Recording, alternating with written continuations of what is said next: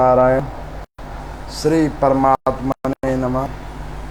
गुरु ब्रह्मा गुरु विष्णु गुरुदेवो महेश्वर, गुरु साक्षात् परब्रह्म तस्मै श्री गुरुवे नमः।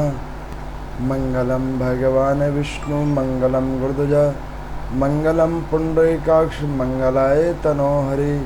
हरे कृष्णा कृष्णा कृष्णा हरे हरे, हरे राम राम राम हरे हरे है।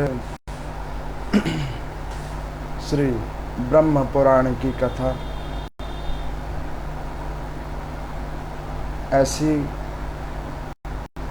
पतित पावन कथा जिसको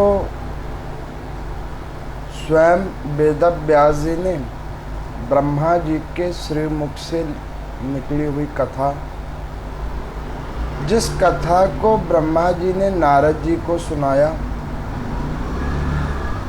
ऐसी पावन कथा जिसको लोमहर्षण सूत जी ने शौनक आदि 88,000 ऋषियों को ये कथा सुनाई।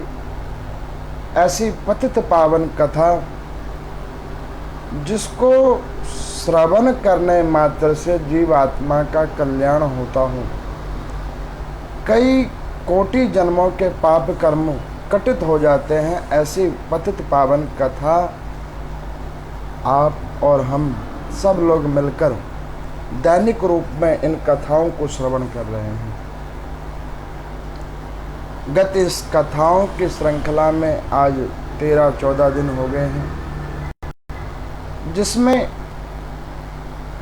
गौतम ऋषि के द्वारा साधना की गई उपासना फल स्वरूप और शक्ति स्वरूप भगवती के रूप में इस गोदावरी नदी, गौतमी गंगा नदी, जिसको पूर्ण रूप से गंगा के समान ही रूप दिया गया है, इस पृथ्वी लोक के ऊपर में पतित पावनी कल्याणी अधमों के ऊपर कृपा करने वाली नदी रूप में भगवती जो प्रकट हुई हैं, उस मुनि की साधना पर, उपासना पर, तो उस नदी के किनारे जितने भी तीर्थ हैं उनकी कथाओं का वर्णन गत आज हम और आप मिलकर 10-12 दिन से सुन रहे हैं। मैंने आपको नाना प्रकार के तीर्थों की कथा सुनाई। वैसे तो इस ब्रह्म पुराण की जो महिमा है, वो महिमा इतनी अनंत है, इतनी अनंत है, जिसका मुखानुवाद सरल मुखानुवादों से करना असंभव है।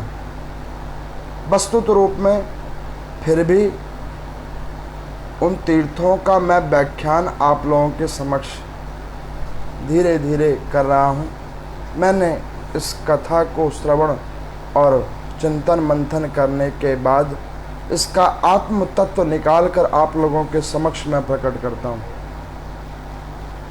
मैंने आपको जैसा पहले भी बतलाया कि इस पुराण के अंदर में केवल और केवल परमात्मा के उन तीर्थों की महिमा है, जिस तीर्थों के ऊपर में परमात्मा ने जाकर जीवात्मा के ऊपर कृपा की है।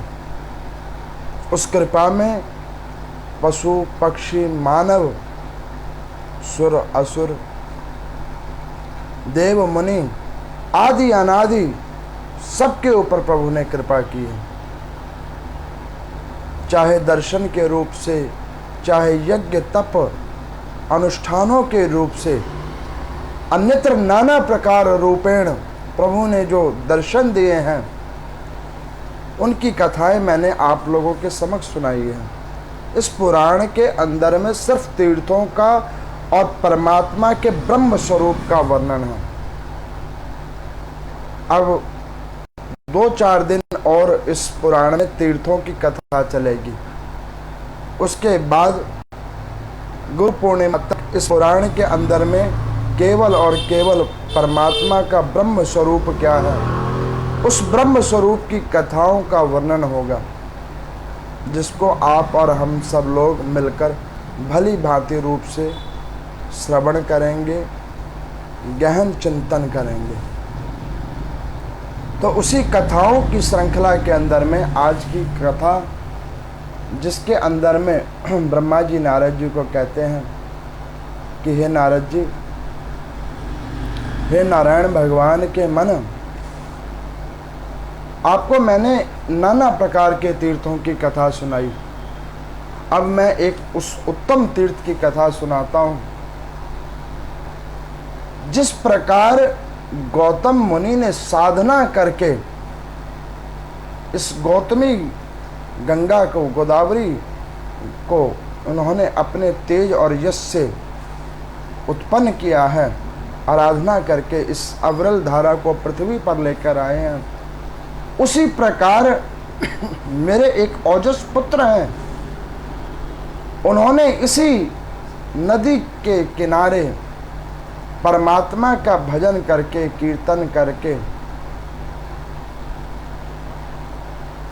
और परमात्मा के सनिकट पहुंचकर अपना और अपने कुल का कल्याण करवाया है। मैं उसकी कथा में आपको सुनाने जा रहा हूं। ब्रह्मा जी कहते हैं कि नारद जी, वैसे तो आप स्वयं ही नारायण भगवान के मन हैं। मैंने कई बार आप लोगों को कथा में भी बतलाया कि नारद जी और कोई नहीं है, ये कोई साधारण संत नहीं है, ये स्वयं श्रीमन नारायण भगवान के मन हैं नारद जी। तो ये नारद जी जो नारायण भगवान के मन हैं, उनकी कथा उनको ब्रह्म देवता जो ब्रह्मा जी के पुत्र हैं, उनको वो कथा सुना रहे हैं। कह रहे हैं कि पुत्र, उसी गोदावरी नदी के तट पर में, उस गौतमी गंगा के तट पर में एक और तीर्थ हुआ है जिसका नाम है पुत्र तीर्थ। इस कथा को श्रवण करने मात्र से जीव आत्मा की अभिलाषित वस्तुओं की प्राप्ति होती है, ऐसा ब्रह्मा जी कहते हैं। तो नारद जी ने कहा कि हे पिताजी, कृपा करके बतलाइए कि ये पुत्र तीर्थ की कथा की क्या महिमा है, ये पुत्र तीर्थ उत्पन्न कैसे हुआ, कृपा करके इसका आप वर्णन कीजिए। तो यहाँ पर ब्रह्म देवता सुना रहे हैं नारद जी को जो कथा, उसी कथा को लोमहर्षण सूत जी सौनक आदि ऋषियों को नैमिषारण्य तीर्थ में जो सुना रहे हैं, वो कथा हम आपके समक्ष उसी भाव में आपके समक्ष प्रस्तुत कर रहे हैं। तो यहाँ पर में लोमहर्षण सूत जी कहते हैं कि एक समय महर्षि कश्यप जैसे गौतम ऋषि बड़े अद्भुत मुनि हुए हैं, वैसे ही महर्षि कश्यप ये उस समय काल के बड़े वैज्ञानिक संत थे, जिन्होंने अपनी साधना सिद्धि के ऊपर में किसी भी वस्तु को सुलभ करा है। ऐसे अद्भुत संत जिन्होंने अपनी साधना और सिद्धि के बल पर उन्होंने प्रभु को कई बार अवतार लेने के ऊपर मजबूर किया है। उनकी साधना और सिद्धि में इतनी प्रकाष्ठा थी, जिसको ग्रहण करने के लिए परमात्मा भी कई बार उनके यहाँ पर पुत्र बनकर आए हैं, ऐसे महर्षि कश्यप। तो उन्हीं कश्यप मुनि की अदिति माता जो देव माता हैं, उनकी कथा तो आप लोगों ने कई बार सुनी है। उन महर्षि कश्यप जी की 11 पत्नियां थीं, लेकिन उन 11 पत्नियों में से केवल अदिति के ही पुत्र देवता थे। बाकी अन्य जितनी पत्नियां थीं, उनके गुण और आचरणों के प्रकार से, उनके स्वभावों के प्रकार से उनके यहाँ पर जो उत्पत्तित पुत्र आदि थे, कुल के वंशज थे, वो उन देवियों के स्वभाव के अनुसार उनकी संतानें थी। तो एक बार महर्षि कश्यप जी की जो छोटी स्त्री थी, जिनका नाम दिति था, और उनकी बहन दनु थी, तो दिति जी ने मन में शौक उत्पन्न करके अपनी बहन दनु को कहा कि हे बहन, बड़ी आश्चर्य की बात है कि उसी महर्षि कश्यप जो हमारे 11 उन ब्रह्म ऋषियों की स्त्री के रूप में उस ब्रह्म ऋषि के स्त्री तत्व को प्रदान किया है, उसी कश्यप मुनि से वर्ण हुआ है, और उसके बावजूद केवल और केवल अदिति के ही बच्चे चिरंजीवी हैं, देवता हैं। अन्यत्र हम 10 बहनों के जो बच्चे हैं वो ना तो आयुवान हैं, ना ही वो गुणशील हैं, और तो और उनकी संख्या भी बड़ी जल्दी धीरे धीरे कम होती जा रही है। इसके लिए मैं बड़ी विचलित हूं कि संतान उत्पत्ति तो बहुत हुई, लेकिन बचे बड़े कम। ये कथा 2 बातों को दर्शाती है। एक, व्यक्ति जीवन में भौतिक संसाधनों को जोड़ने के लिए बहुत सारे कर्मों को करता है, पाप और पुण्य कर्मों को,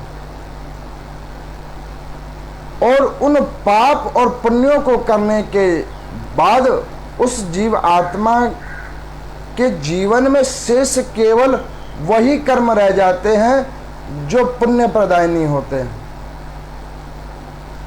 दूसरी बात, जीव आत्मा किन किन चीजों के लिए प्रयास करता है, और उन भौतिक संसाधनों के लिए अपने जीवन का लक्ष्य और जीवन का जीने की शैली उन भौतिक संसाधनों के साथ जोड़ देता है, और उन साधनों को जोड़ने के बाद वो भूल जाता है कि वो पृथ्वी लोक पर केवल इन कुछ साधनों के लिए नहीं आया है, वो इस पृथ्वी लोक पर अपने पूर्व जन्म के कर्मों को भोगकर पुनः परमात्मा से मिलन करने के लिए आया है। इस क्रम के अंदर में जो जीवात्मा विस्मरण को प्राप्त कर लेता है वही दुखदायी होता है। जैसे दिति हैं, दिति ने बहुत सारे पुत्रों को जन्म दिया, 33 करोड़ देवी देवता हैं, लेकिन असुरों की कोई सीमा नहीं है, असंख्य असंख्य रूपों में उत्पन्न है, लेकिन उसके बावजूद उनमें कोई बसता नहीं है। दूसरे रूप में देखो, दुर्गुणता अगर एक जीव आत्मा देखे तो उसकी दैनिक दिनचर्या में बहुत सारे दुर्गुण हैं, बहुत सारे पाप कर्म हैं, लेकिन उन पाप कर्मों के अंदर में, उन दिनचर्या के अंदर में किए गए दुर्गुणों के बीच में कुछ क्षणिक रूप में ही पुण्य कर्म होते हैं। वो दुर्गुणता, वो पाप कर्म व्यक्ति को विनाश के लिए लेके जाता है, लेकिन वो कुछ पुण्य कर्म जो है वो परमात्मा से मिलाता है। यही फर्क है सोच और स्वभाव का। अब यहां पर दिति ने दनु को कहा कि अरे बहन, बड़ी विचारणीय बात है, बच्चे तो हमने भी बहुत सारे उत्पन्न किए, लेकिन वो बच्चे बचे नहीं। सोनक आदि ऋषि कहते हैं सूजी को, प्रभु दुर्गुणता सद्गुण के आगे टिकता नहीं। एक बात तो बिल्कुल सत्य है, लेकिन दुर्गुणता उत्पन्न ही क्यों होता है? तो सूत जी कहते हैं कि देखो, दुर्गुणता जीव आत्मा के कर्मानुसार उत्पन्न होता है। जैसा कर्म करता है उस अनुसार सद्गुण और दुर्गुण उत्पन्न होता है, और उसी का फल उसे भोगना पड़ता है। ठीक उसी प्रकार से ये पापों की श्रेणी है। जीव आत्मा इस पृथ्वी लोक पर केवल और केवल पाप भोगने के लिए आया है, और वो भोगे जा रहा है, निरंतर पाप कर्म भोगे जा रहा है। और विचलित हो होकर कहता है वो परमात्मा को, प्रभु आप मेरे लिए कर क्या रहे हो? जबकि वास्तविकता क्या है कि हमने परमात्मा को पाने के लिए क्या किया है, उसके ऊपर हमारा ध्यान नहीं जाता। अभी बीच में मैं 5-6 दिन के लिए कुछ श्रद्धालु जनों की इच्छा के प्रति मैं दिल्ली से बाहर गया हुआ था। उस समय काल में कथाएं नहीं हो रही थी, तो मैं कुछ ऐसे वैष्णव जन हैं, श्रद्धालु जन हैं, शिष्यगण हैं, जिनकी बड़ी इच्छा थी मिलने की मुझसे, तो उनको मिलने के लिए और मेरी अपनी इच्छा के प्रति मैं दिल्ली से बाहर गया था। तो वहाँ पर मैं एक हमारी प्रिय श्रद्धालु है, वो श्रद्धालु ने मुझे कहा कि प्रभु जीवन में आप लोग कहते हैं कि कथाओं की महिमा बड़ी है, ओम नमो नारायण के संकीर्तन की महिमा बहुत अद्भुत है, लेकिन प्रभु फिर भी हमारा मन विचलित क्यों रहता है? ऐसे कीर्तन करने के बाद, भजन करने के बाद भी मन विचलित क्यों रहता है? तो मैं उस प्रिय श्रद्धालु को कहना चाहता हूँ, और मैंने वहाँ भी जो कहा था ठीक वही शब्द मैं पुनः और उन सभी श्रद्धालुओं को कहना चाहता हूँ जो इस कथा को लाइव अथवा डी लाइव रूप में देखेंगे, कि यही महर्षि कश्यप, उनकी बड़ी पत्नी है अदिति, जिसके यहाँ पर देवताओं ने जन्म लिया है, और वही उन महर्षि कश्यप के अन्यत्र सारी स्त्रियां हैं, जिसमें यक्ष, किन्नर, गंधर्व, सर्प, नाना प्रकार के सुर, असुर आदि उत्पन्न हुए हैं। लेकिन कर्मानुसार इनके भाग्य और आयु कम है, उत्पन्न बड़ी जल्दी होते हैं लेकिन खत्म भी उतनी जल्दी होते हैं। तो मैंने उनको कहा कि प्रियजनों, जो जीवन में दुख आता है और वो दुख अशांति को जो उत्पन्न करता है, मन विचलित करता है, भजन करने से, नाम संकीर्तन करने से, दी गई दीक्षा को मनन और चिंतन करने से उस जीवात्मा को चाहिए कि गुरु की दी गई दीक्षा उस पर विश्वास करें, हरि के नाम संकीर्तन में विश्वास करें। वो दुख आपका परीक्षा ले रहा है, वो अशांति आपकी परीक्षा ले रही है, और वो देखना चाहती है कि आप उस परीक्षा में किस प्रकार से पास होते हो। जब ऐसी परिस्थिति उत्पन्न हो जाए कि भजन करने के बाद, नाम संकीर्तन करने के बाद मन फिर भी अशांत हो, तो चिंतित नहीं होना। उस समय में मन में ये भाव उत्पन्न करना कि ये प्रभु की कृपा से कोई ना कोई आपका परीक्षा लिया जा रहा है, देखने के लिए कि आपका मन अभी भी परमात्मा के प्रति उतना सजग है कि नहीं। मैं आज इस कथा के अंदर में एक कथा और सुनाऊंगा, जिसमें आपको ये सुनकर लगेगा कि परमात्मा अपने भक्त के ऊपर जैसे सुलभ तरीके से कृपा कर देते हैं, उतने ही सुलभ तरीके से बार बार उनकी परीक्षा भी लेते हैं। वो अभी आगे की एक और कथा में सुनाऊंगा। तो उस दनु नाम वाली कश्यप मुनि की स्त्री ने कहा कि बहन दिति, ये तो तुम ठीक कह रही हो कि हम सबके इतने पुत्र हैं, लेकिन वो पुत्र बसते नहीं हैं।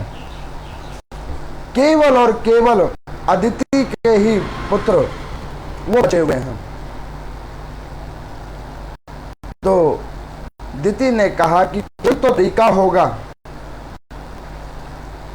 जिस तरीके को करने के बाद हमारी संतानें बच सकें। और मैं सबको यही कहता हूं कि एक तरीका तो है जीवन को सुलभ और शांति प्रदान करने का, जिसको आप और हम सब लोग कोई नहीं करते, वो है परमात्मा में विश्वास। एक विश्वास को ना करने की वजह से जीवात्मा की दुर्गति है। तो दनु ने मन में सोचा कि जिस महर्षि कश्यप की हम लोग स्त्रियां हैं, जिनकी पत्नियां हैं, तो पुनः हम उस महर्षि कश्यप के पास ही जाएं ताकि वो हमारा कल्याण करे। मैंने तो एक श्रद्धालु को कहा था कि देखो किधर ढूंढ रहे हो परमात्मा को, पहले अंदर तो झांक के देखो। जहां पे आवाहन किया जा रहा है नारायण का, उस जगह को सुलभ तो बनाओ। जब उस जगह को सुलभ ही नहीं बनाओगे तो वो परमात्मा उसमें आएगा कैसे और वास कैसे करेगा। चाहे कितनी भी मर्जी कथाओं को सुन लो, कितने भी भजन कर लो, कई संप्रदायों में घूम लो, कोई रिजल्ट नहीं है इसका। अब यहां पर मैं दनु की बात दिति जी को अच्छी लगी। दिति जी ने क्या किया, महर्षि कश्यप जी के पास गई, प्रणाम किया, कहा कि हे देव, मैंने सुना है कि संत परोपकारी होते हैं। मैंने सुना है कि संत और परमात्मा में कोई भेद नहीं होता, लेकिन मैंने तो ये भी सुना है कि संत कृपा, परमात्मा की कृपा दोनों ही कल्याणकारी हैं। और हम लोगों का सौभाग्य इतना है कि संत रूप में परमात्मा हमारा पति है। तो महर्षि कश्यप ने कहा कि देवी, आप मेरे पास में किस अभिलाषा से आए हो? तो उन्होंने कहा कि हे प्राणनाथ, असंख्य असंख्य पुत्रों की माता होने के बावजूद, नाना प्रकार के पुत्रों की माताएं होने के बावजूद अदिति के बच्चे अजय हैं और हमारे जितने भी बच्चे हैं वो पराजित अथवा मृत्यु को प्राप्त होते हैं। वो चिरंजीवी हैं और ये अधोगति को प्राप्त होते हैं। ये हमारे साथ ऐसा भेदभाव क्यों? तो महर्षि कश्यप हंसकर कहने लगे कि देवी, एक गंगा जो हरि प्रिया है उसको जीव आत्मा माता मानता है, वही दूसरी ओर जीव आत्मा उस गंगा को एक साधारण नदी मानता है। जो जीव आत्मा उसको माता मानता है, हरि प्रिया मानता है, उसके ऊपर हरि की कृपा होती है।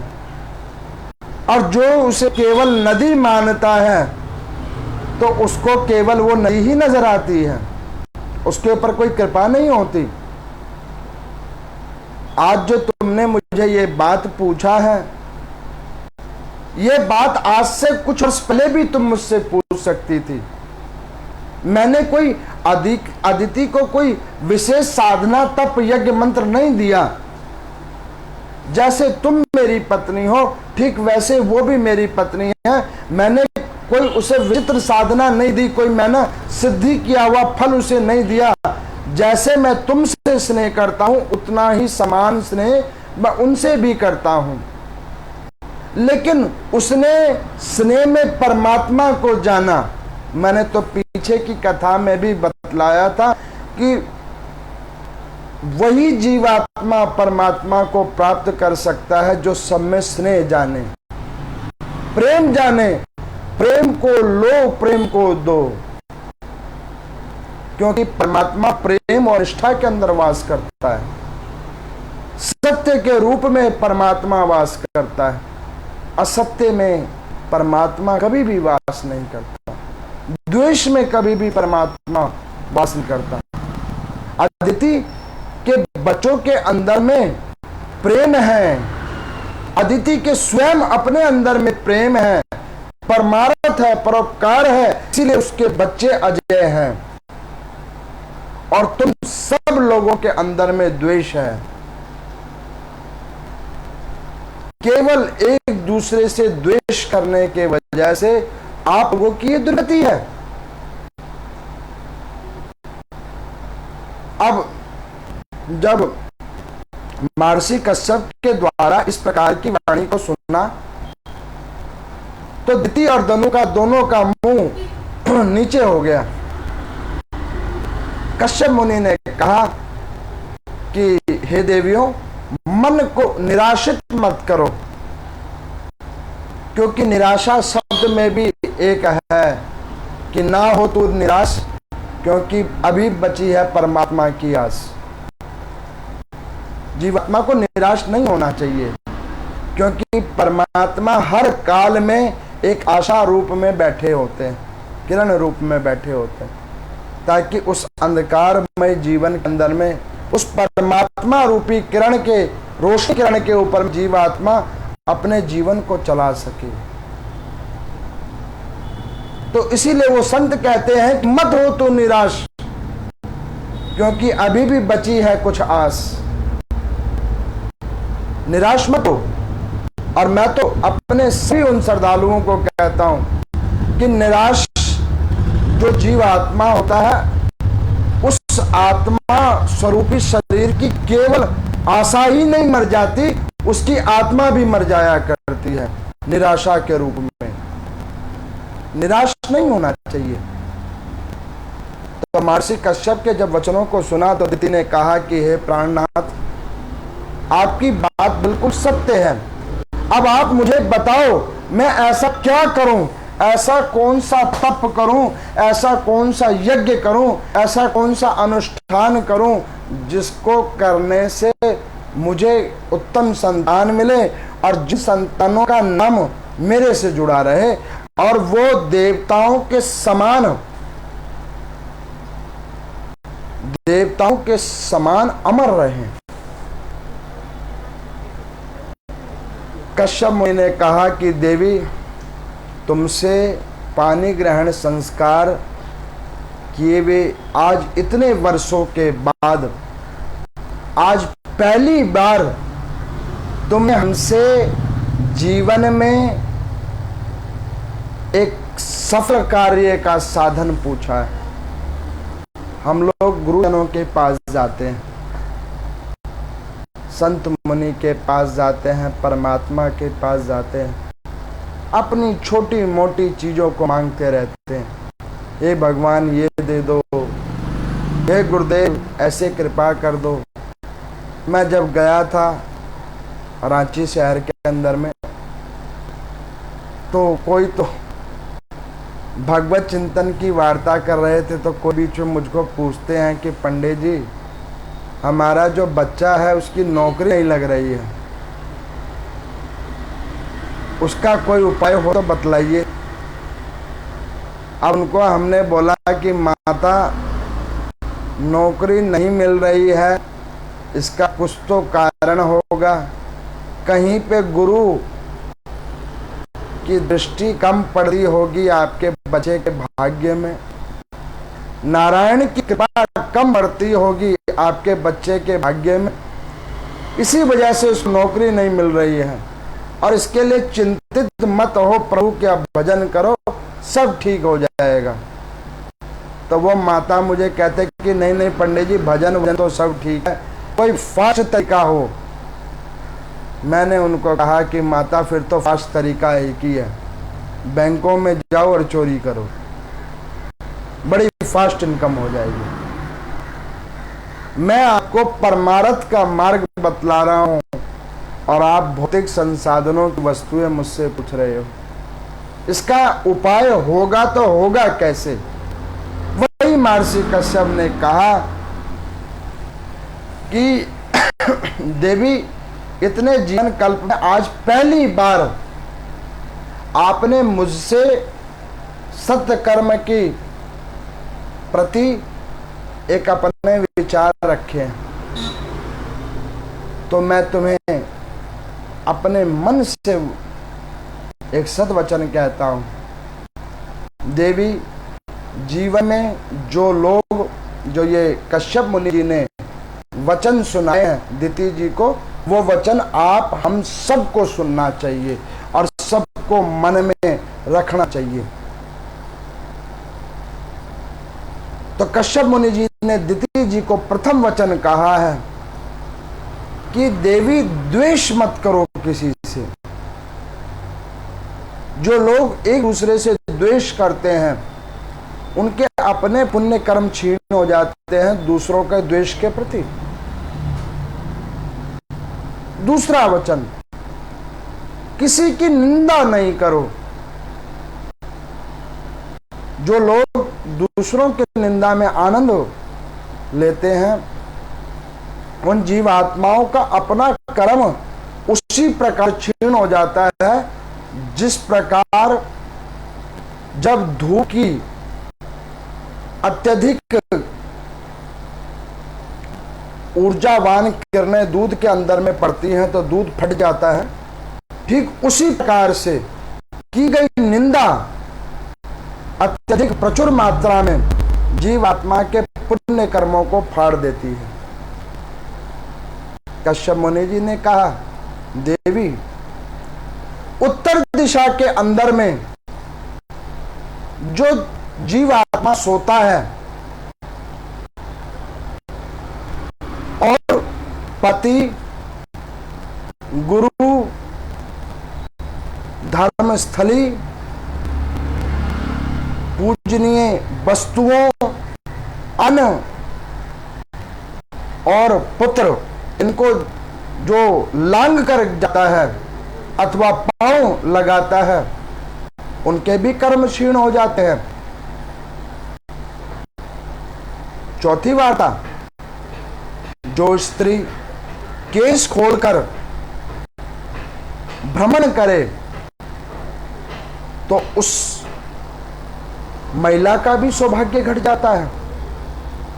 दिति जी ने जब ये सुना तो उन्होंने कहा कि प्रभु, केश खोलने का? तो उन्होंने कहा, हाँ, जब जब नारी ने केश खोला है तब तब प्रलय आई है। कई उदाहरण दिए हैं कश्यप मुनि जी ने। अब कोई मुझसे पूछे कि पंडित जी, आजकल तो फैशन नहीं है, सब बाल खोल के ही चलते हैं, तो अब मैं उन लोगों को कहूं कि भैया जो फैशन है वो फैशन है भाई, अब क्या करें, अपना अपना ज्ञान विवेक है। बाल खोलने से अगर जो फैशन हो रहा होता और उससे कोई मंगल कर्म हो रहा होता तो सब जगह स्नेह की वार्ता हो रही होती, रोग दोष कष्ट नहीं होता। लेकिन आजकल अभिन्न रूप है। मैं देखता हूं हमारे मंदिर के अंदर में कई माताएं, कई बहनें, कई पुत्रियां बाल खोल करके आती हैं और भगवान शंकर को जल चढ़ा रही हैं और वो केशों का जल भी भगवान के ऊपर पड़ रहा है। अब आप देखो, ऐसे पूजा का कोई लाभ नहीं है। पूजा आपने कम किया होगा, पाप ज्यादा हो गया होगा। ये महर्षि कश्यप इस कथा में कह रहे हैं और मैं कई बार लोगों को भी कहता हूं मेरी बात कई लोगों को कभी कभी अप्रिय भी लग जाती है, लेकिन मैं फिर भी कहता हूं। वो इसलिए कहता हूं ताकि उनका किसी भी प्रकार से दुर्कल्याण ना हो। अब यहां पर महर्षि जी ने कहा कि देवी आप चिंतित मत हो। अब आप एक काम करो, अगर आप ऐसे पुत्रों को चाहती हो, ऐसी साधनाओं को चाहती हो, तो परमात्मा का भजन करो। मैं तुम्हें पति रूप में नहीं कह रहा हूं, मैं पति रूप में जो एक मुनि हूं, एक संत हूं, और उस संत रूप में एक परमात्मा का मैं एक अंश हूं, उस रूप से मैं तुम्हें कहता हूं कि तुम प्रभु का भजन करो। मेरे कहने पर अति ने परमात्मा का भजन किया और परमात्मा उसके यहां पर कई बार अवतरित हुए। तुम भी मेरी बात को मानो और परमात्मा का भजन करो, तो तुम्हें भी अति के समान अजय पुत्र आदि प्रदान होंगे। दिति और धनु को महर्षि कश्यप की वार्ताएं अच्छी लगी, बहुत अच्छी लगा। अब जब महर्षि कश्यप को जब ये कही गई वार्ता उन्हें अच्छी लगी, तो उन्होंने कहा कि प्रभु परमात्मा का भजन हम कैसे करें। तो उन्होंने कहा कि ये गौतमी गंगा जो गोदावरी नदी है, इस नदी के किनारे बैठकर तुम लोगों के साथ मैं भी परमात्मा का साधन करूंगा। तुम अपनी कामना को लेकर साधन करना और मैं तुम लोगों के कल्याण के लिए परमात्मा से साधन करूंगा। संत यही होता है, जो अपने लिए नहीं मांगता वो दूसरों के लिए मांगता है और दूसरों का जन कल्याण मांगता है। वही तो परमात्मा है, वही तो संत है। दिति को पूजा और साधन के कर्मों का पूरा व्याख्यान सुनाया। दिति ने परमात्मा का भजन करते हुए उस संत के द्वारा बतलाए गए तरीके से प्रभु का भजन किया है, तप यज्ञ अनुष्ठान किया है। उस संत के प्रताप से, उस संत के तेज से दिति गर्भवती हुई है और वो गर्भ अजय रूप में हुआ है। भगवान शंकर का अनुग्रह हुआ है, रुद्र रूप में। उस दिति के गर्भ के अंदर में रुद्र रूप आया है। उस गोदावरी नदी के तट पर में भगवान शंकर की आराधना की गई है और उनकी कृपा तेज पुंज उस संत के रूप से मरुतगण आदियों की उत्पत्ति हुई है। अदिति के उदर के अंदर में अमित तेजस्वी। तो जब दिति गर्भ धारण कर लिया तो इंद्रादिक देवताओं को मय नामक असुर ने जाकर कहा कि हे इंद्र, असुर की माता दिति ने देवताओं के समान अजय बच्चे को जन्म देने के लिए उदर के अंदर में एक दिव्य तेजमान तेज पुंज रूपी साधना रूपी बालक को जन्म देने का विचार किया है। अब मैं दानव ने जब ये इंद्र को कहा तो सूत जी से, लोमहर्षण सूत जी से सौनक आदि ऋषियों ने कहा कि प्रभु एक असुर इंद्र का मित्र कैसे हो गया। तो यहां पर जब मैं आपको दूसरी कथा सुनाना चाह रहा था वो यही है।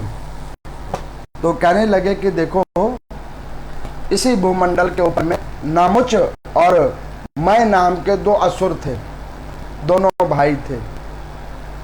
तो नामुच ने क्या किया कि इंद्र के अमरावतीपुर को प्राप्त करने के लिए एक संत थे दूरदर्शन, उन संत के द्वारा साधना को प्राप्त करके, सिद्धि को प्राप्त करके वो इंद्र से युद्ध करने के लिए तैयार हुआ और युद्ध करते करते वो वीर गति को प्राप्त हुआ। तो सूत जी से ऋषियों ने पूछा कि संत की दी गई सिद्धि भी निष्फलित हो गई? तो सूत जी कहते हैं कि देखो, जब रावण ने माता सीता का हरण कर लिया था, भगवान शंकर का उस अमोघ खड्ग को उठाकर सीता जी के ऊपर चलाने के लिए उसने अपना हाथ उठाया था, तो वो खड्ग में से एक आकाशवाणी हुई थी कि देखो, इस खड्ग को तुम्हें केवल सत्कर्म करने के लिए दिया गया है, दुष्कर्म करने के लिए नहीं।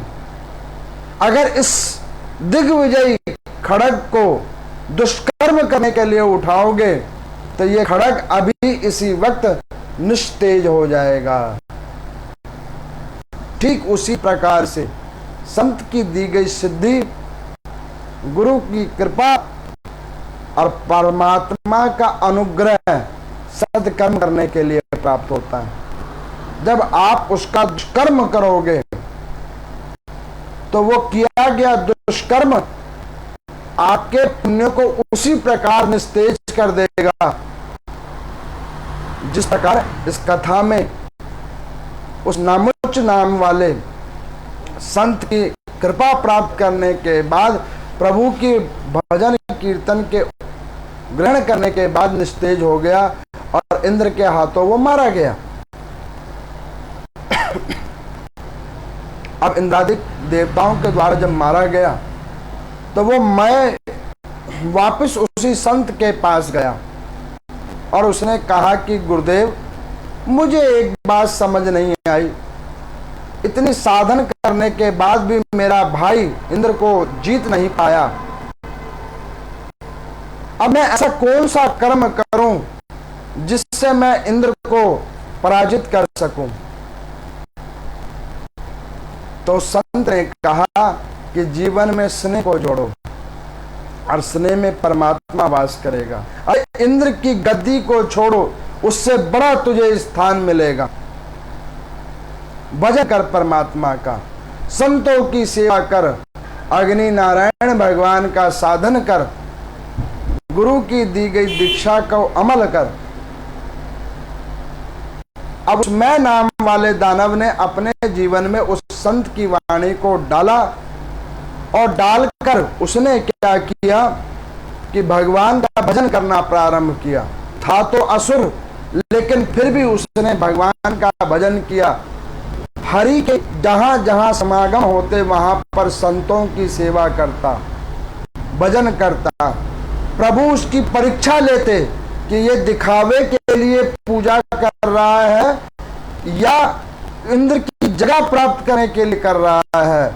तो उसमें विघ्न बाधा के रूप में कई बार परमात्मा आकर उसकी परीक्षा लेते।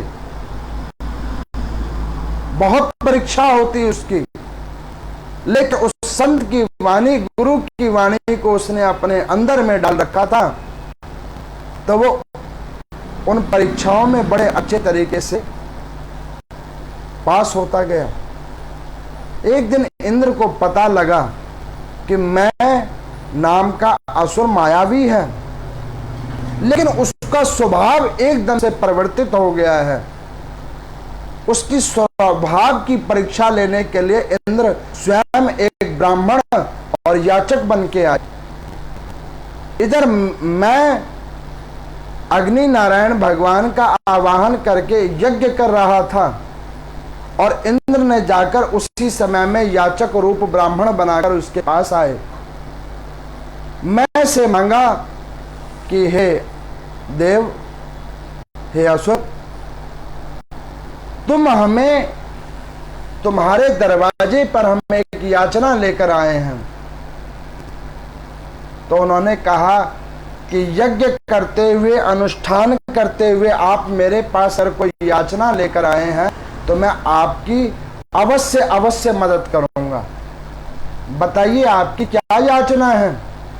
तो उन्होंने कहा कि हमारी केवल केवल एक याचना है कि आप अगर हमें भिक्षा में इंद्र से स्नेह का अभय प्रदानता करें।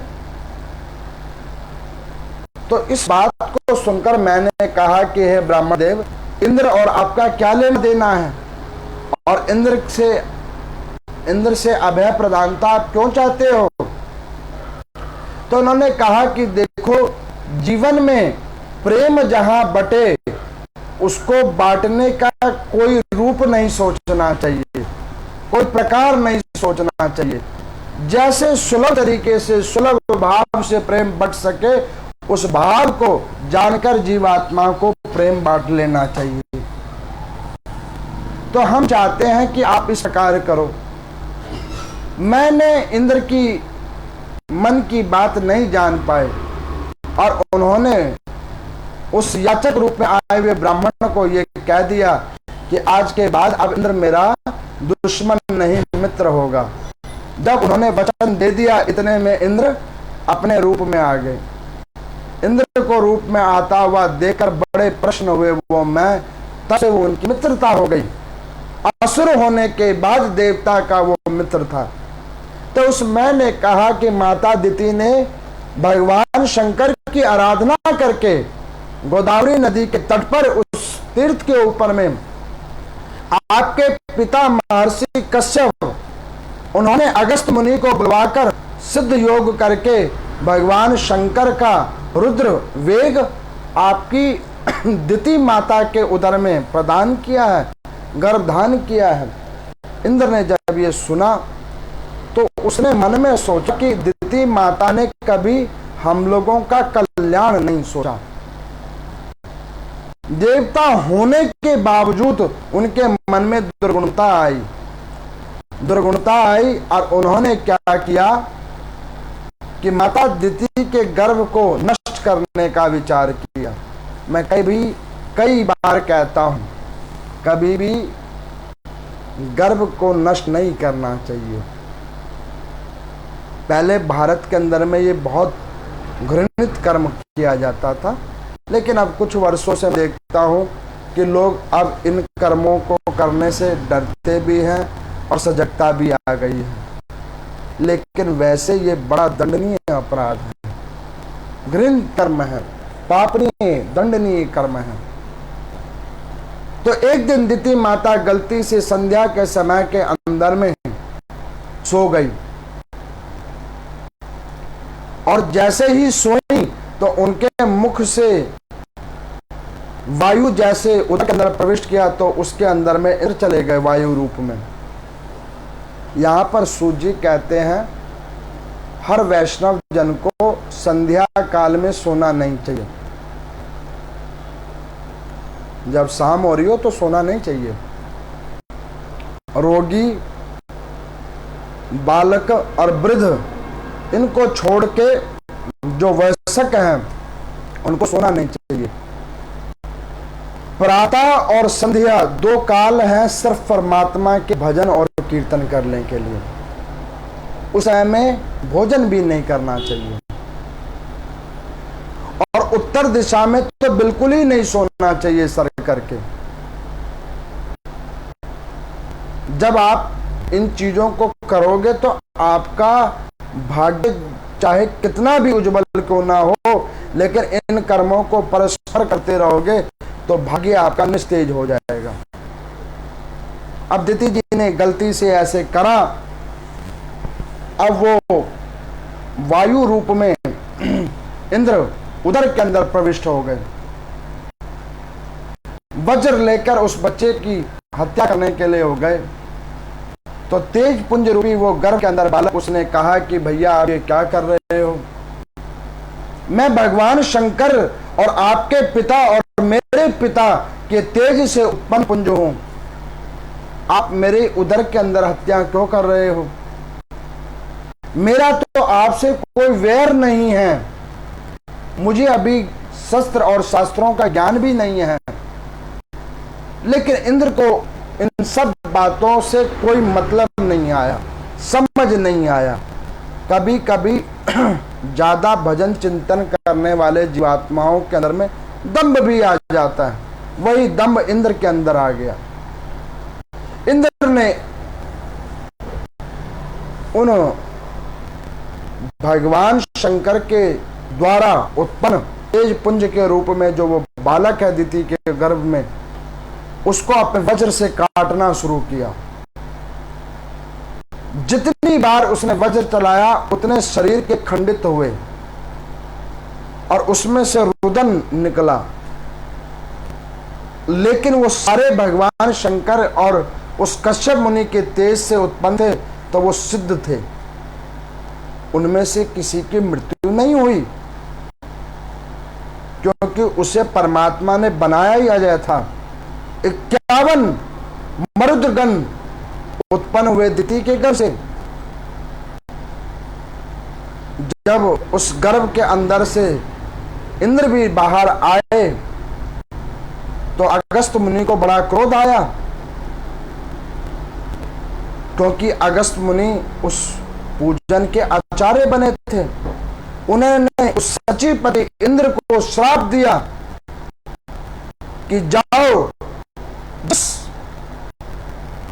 अभौतिक वस्तुओं के लिए तुमने एक सत्कर्म करते हुए जीव आत्मा का प्राण लेना चाहा है, ठीक उसी प्रकार से अब तुम्हें ऐसे ही बार बार बार बार भय के पीछे अपने सिंहासन को छोड़ना पड़ेगा। जब इस बात को महर्षि कश्यप ने सुना, उठे, उन्होंने कहा, पुत्र इंद्र, ये तूने क्या किया? मैंने इस संतान की उत्पत्ति की थी कि वो तुम्हारे साथ मिलकर रहेगा, अजय रहेगा, तुम लोगों की तरह देवता बनकर रहेगा, और तुमने ये क्या किया? तो इंद्र फटाफट उठे और अपने पिता के चरण पकड़े और रोना शुरू किया। पिताजी, मेरे मन में पाप उत्पन्न हो गया था। जाकर माता दिति के चरण पकड़े, माते, मेरे मन में पाप उत्पन्न हो गया था, मैं पाप का प्रायश्चित करना चाहता हूं, आप कृपा करके मेरे ऊपर अपनी कृपा और अनुग्रह करें। नाना प्रकार से मंत्र साधना के माध्यम से इंद्र ने साधन किया माता दिति को प्रश्न करने के लिए। कई जगहों में शास्त्र में वर्णन है, इंद्र को दिति पुत्र भी कहा गया है। वो इसी कथा की देन है। 4 अध्यायों की ये कथा है जो मैंने आपको सुनाया है।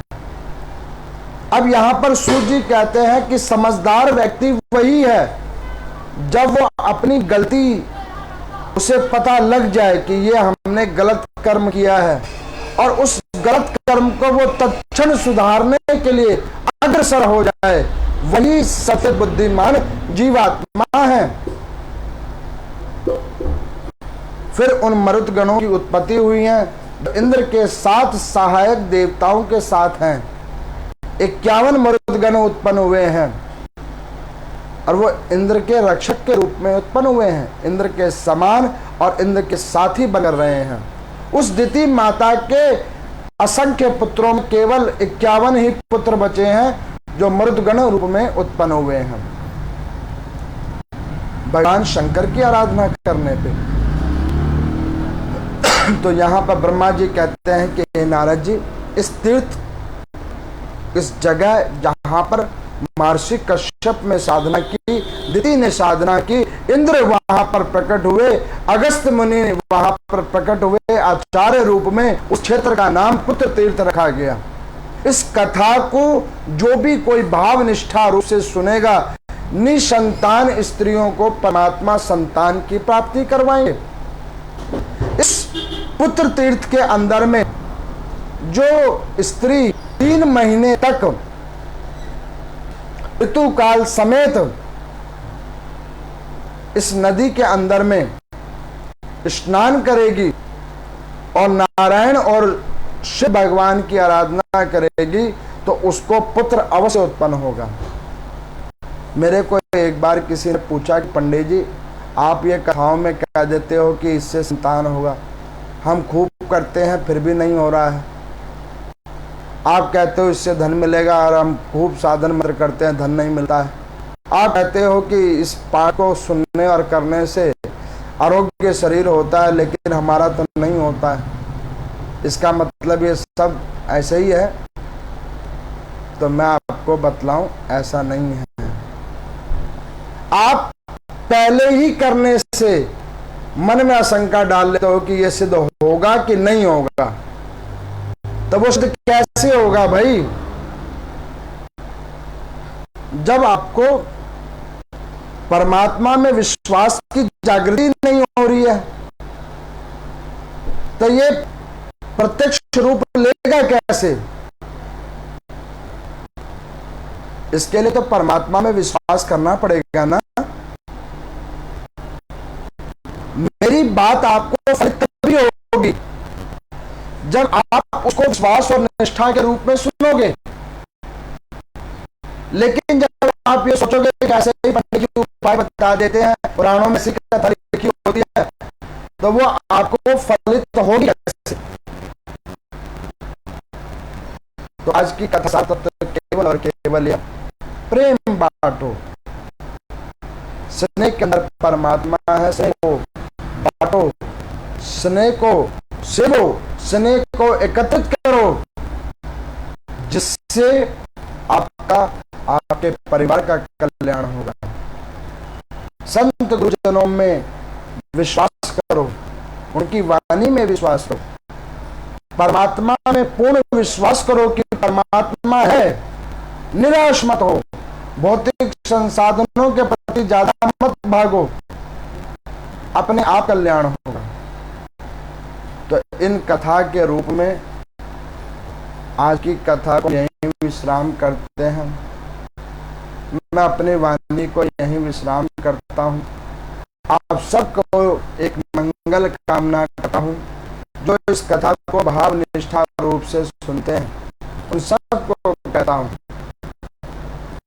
भजन चाहे थोड़ा कम करना, दान जप तप चाहे थोड़ा कम करना, जीवन में कुछ कर सको तो एक काम करना, प्रेम बांटना,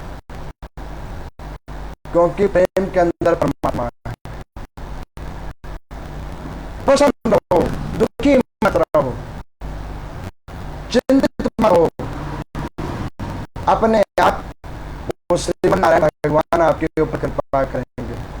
गुरु की दी गई दीक्षा आपके ऊपर कृपा करेंगे। ओम नमो नारायण का नाम संकीर्तन करो, मन में शांति अपने आप मिलेगी।